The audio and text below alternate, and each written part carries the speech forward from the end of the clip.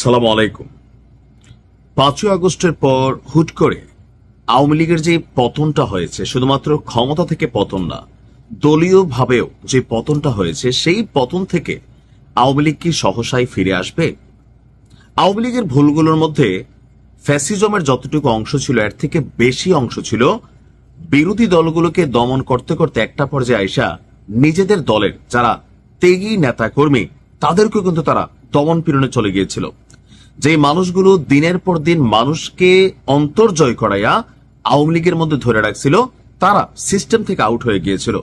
সেইখানে এসে ভর করতেছিল আপনার প্রশাসনিক অনেক আওয়ামী লীগ নেতা, তারপর উড়ে এসে জোরে বসা আওয়ামী লীগ নেতা, হাইব্রিড আওয়ামী লীগ নেতা, ব্যবসায়ীরা। তো তারা তো আওয়ামী লীগে জয়েন করছিলই লুটপাটের জন্য অথবা অবৈধ সুযোগ সুবিধা নেওয়ার জন্য।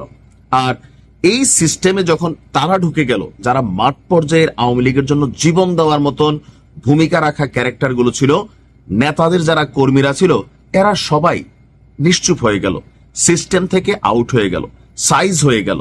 কেউ মামলা খাইলো, কেউ আওয়ামী লীগ ক্ষমতা থাকতেও দেশ ছেড়া পালাইতে বাধ্য হইল, কাউকে এলাকা ছাড়তে হইল। আর যখন 5ই আগস্টের ঘটনা ঘটলো, ইরান কিভাবে টিকা গেল? কারণ ইরানের জনগণ ইরানের সরকারের পক্ষে নামছে, ইরানের সেনাবাহিনী ইরানের সরকারের পক্ষে নামছে, কিন্তু আওয়ামী লীগ সরকারের পক্ষে কেউ নামলো না।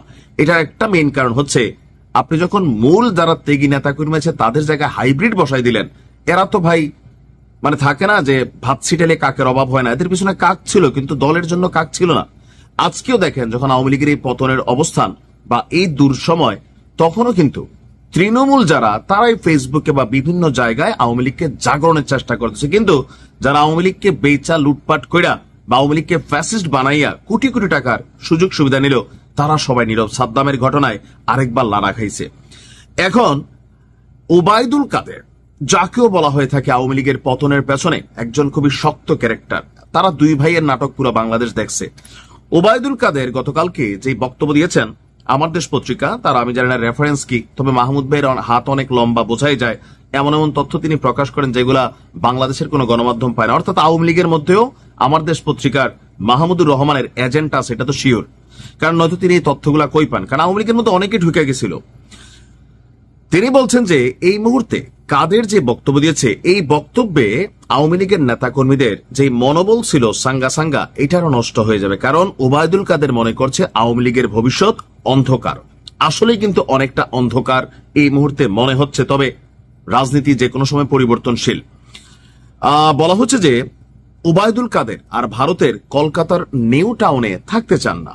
এই মুহূর্তে তিনি কলকাতার নিউ টাউনে অবস্থান করছেন। মাঝখানে শারীরিক অনেক অসুস্থতা গেছে, তারপর এখন তিনি সুস্থ আছেন, বাংলাদেশে ফিরতে চান, কিন্তু ফেরার কোনো উপায় দেখছেন না ওবায়দুল কাদের।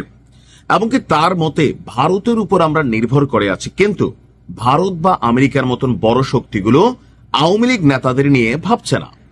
আমাদের ক্ষমতায় ফেরানো তাদের কাছে খুবই নগণ্য ব্যাপার। ইউরোপ আমেরিকা এখন বড় বড় বিষয় নিয়ে ভাবছে, আর তারা আমাদের নিয়ে ভাবছে না। এটা কিন্তু বাস্তব। আপনি দেখেন ভারতে এই মুহূর্তে জামাতের সাথে তাদের অবস্থান তৈরি করতেছে। বিএনপির ব্যাপারে নরেন্দ্র মোদী বলছে যে তারেক রহমান দেশে আসলে, মানে ক্ষমতায় আসলে ভারতের সাথে সম্পর্ক ভালো হবে।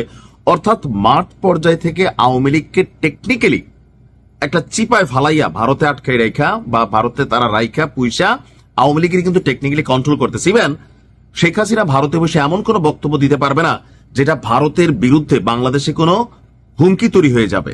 অর্থাৎ শেখ হাসিনা যদি কোনো একটা আওয়াজ দিলেন, ডাক দিলেন, আর এতে আওয়ামী লীগের নেতাকর্মীরা মাঠ পর্যায়ে নামতে গেলে রাষ্ট্র তাদের বাধা দিবে। আবার ভারতও চিন্তা করবে ক্ষমতায় আসবে বিএনপি, এখন আওয়ামী লীগের এই ফেভার দিয়া সরকার যদি বিএনপি চলে যায়, ক্ষমতায় আসবে জামাত, তারা যদি চলে যায়, তারা তো আমাদের ভাই সেভেন সিস্টার্স অশান্ত করবে, অনেক কিছু কন্ট্রোল করে ফেলবে। তো সেই ভয় থেকে ভারত কিন্তু এখন আওয়ামী লীগরে ভাতটাত খাওয়াইতেছে। ভবিষ্যতে কখনো পাঠাইলে ভারত তাদের হয়তো স্বার্থ রক্ষা করবে বা কোনো না কোনো একটা ফয়দা তো তারা নিবে। সার্বিক পরিস্থিতি বিবেচনা করলে ওবায়দুল কাদের যে কথা বলছেন, এটাই কিন্তু বাস্তব যে এই মুহূর্তে আওয়ামী লীগের ভবিষ্যৎ অনেকটা অন্ধকার। তো ওবায়দুল কাদেরের মতন মানুষ যখন এই জায়গা থেকে কথা বলে, তাহলে বিষয়টা টেনশনেরই। আমেরিকা এই মুহূর্তে তারা জামাতের সাথে বন্ধুত্বের হাত বাড়াইছে, বুঝছেন। আগে বাংলাদেশে যে একটা অবস্থান ছিল সেখানে পরিবর্তন হয়েছে পশ্চিমাদের দৃষ্টিভঙ্গিতে। তো কারণ আমেরিকা মনে করছে জামাতও ক্ষমতায় আসতে পারে। এখন যেই ক্ষমতায় আসুক, আমেরিকার দরকার স্বার্থ আদায়, তাদের ব্যবসা বাণিজ্য এখান থেকে তেল গ্যাস খনিজ সম্পদ। সো ওইদিকে তারা এক ধরনের অবস্থান নিয়ে বসে আছে। আওয়ামী লীগ থাকলেই যে হবে তা না, সেখানে তারা বিকল্প পন্থায় এখন জামাত বা বিএনপিকে ভাবা শুরু করছে, আর এতেই টেনশনে পড়ছে আওয়ামী লীগের লিড নেতৃত্ব। অর্থাৎ যে লবিং টবিং বা যা যা চলছিল সেইখানে কিছুটা কিন্তু ভাটা পড়ছে। আর সাদ্দামের মতন ঘটনাগুলো মানুষের চোখে আঙুল দিয়ে দেখিয়ে দিচ্ছে এই যে তৃণমূল যারা দলের জন্য খাইটা আওয়ামী লীগরে এই জায়গা পর্যন্ত নিয়ে আসছিল, সেই তৃণমূল কতটা বঞ্চিত হচ্ছে আওয়ামী লীগের এই দুঃসময়ে, যখন পশ্চিমা রাষ্ট্রে আওয়ামী লীগের অনেক নেতা কর্মীদের বিলাসবহুল জীবন আমরা দেখছি, অনলাইনে আইসা কথা বলা দেখছি, কিন্তু যেই মানুষগুলা দল করার কারণে মামলা হামলার আসামি হয়ে গেল, তাদের ব্যাপারে দল কি কিছু ভাবছে? ভাবে নাই। এমনকি যে মূল আওয়ামী লীগকে সরাইয়া হাইব্রিড আওয়ামী লীগ ঢুকা গেল, এইটা কিন্তু দায়ভার এই আওয়ামী লীগের সিস্টেমের। শেখ হাসিনা নাকি কারো কথা শুনতেন না, যাদের কথা শুনতেন তাদের মধ্যে ওবায়দুল কাদের একজন, আর বাকিটা তো এখানে ডিপ স্টেট সহ অনেক পলিসি চলছে। বাস্তবতা হচ্ছে আওয়ামী লীগের রাজনীতিতে এই মুহূর্তে অনেকটা হতাশা, অন্ধকার। তবে 5ই আগস্ট যেমন একটা নাটকীয় পট পরিবর্তন হয়েছে, ওই রকম কখনো হইলে হয়তো আরেকটা পরিবেশ তৈরি হবে। আর এই মুহূর্তে সবাই আওয়ামী লীগ নিয়ে যে পরিমাণ ভালোবাসা দিচ্ছে, জামাত বিএনপি এনসিপি, ক্ষমতায় গেলে এগুলো থাকবে না, কারণ এখন ক্ষমতায় যাওয়া দরকার।